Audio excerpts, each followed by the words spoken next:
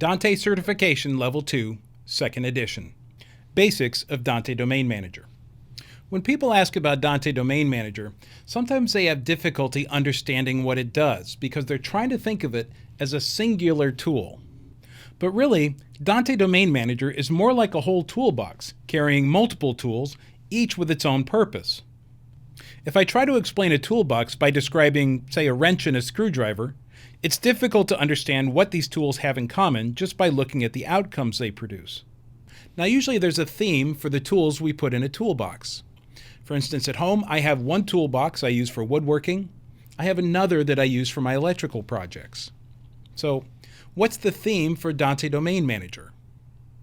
Well, certainly all of these tools enhance the Dante network, but more importantly, these are enhancements that couldn't really be added to the Dante product themselves. There's something that required a different topology.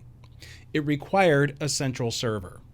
Now, of course, once you pick up the toolbox, you automatically get everything in it.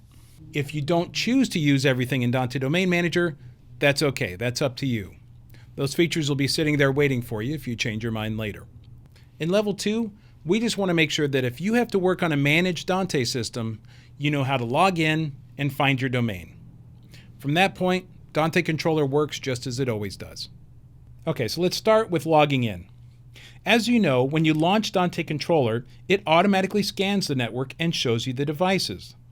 But if devices are managed by Dante Domain Manager, you won't see anything right away. Everything will be hidden until you enter your credentials. To do that, in Dante Controller's tool ribbon, you'll see an icon for Domain Configuration. Click on that and you'll see the server login screen. Dante Controller will remember how to log into the last server you logged into. But if you need to enter a new IP address or a domain name, just click on the button for DDM Server Connection. You can choose Automatic Discovery if it's been set up for that, or more likely, you can enter an IP address or a domain name. Then click Use this server. Now that the server location is known, I'll just enter my credentials.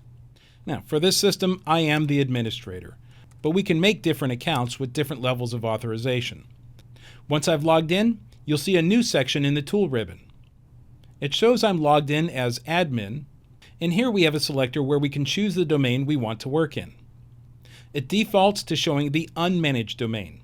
That will show Dante devices that have not been linked to Dante Domain Manager. On my network, I don't have any devices like that. They're all protected. So if I select the lobby, I'll see a few sources feeding my DSP in that area. If I select auditorium, I'll see the devices there. From that point, I can use Dante Controller just like normal. Now, if you try to click on something and Dante Controller isn't letting you do it, be aware that Dante Domain Manager can give you view-only privileges. And this has uses beyond just enterprise networks. Let's take a church, for example. The AV department is often largely run by volunteers. Well, when someone first starts working with you, you could give them the ability to change subscriptions to the stage, but not to the PA system. You can't change clocking, you can't change IP addressing, and things like that. They'd still be able to see those settings in here, so if they see something wrong, they can offer advice to you, but as the tech director, you could say, I want to make the decision if we're going to make a change there. Okay, so what should you remember about Dante Domain Manager?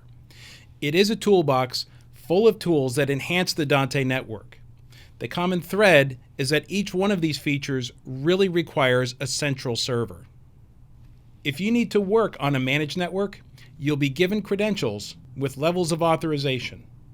The devices in the network can be broken into domains or standard groups that you would work with, and the people managing the network can give you access to some or all of the domains, and they can give you varying levels of authority in those domains. So that's a basic look at Dante Domain Manager. If you'd like to learn more, certainly continue on to Level 3 certification, and of course we'll also have a series of Dante Domain Manager administration courses.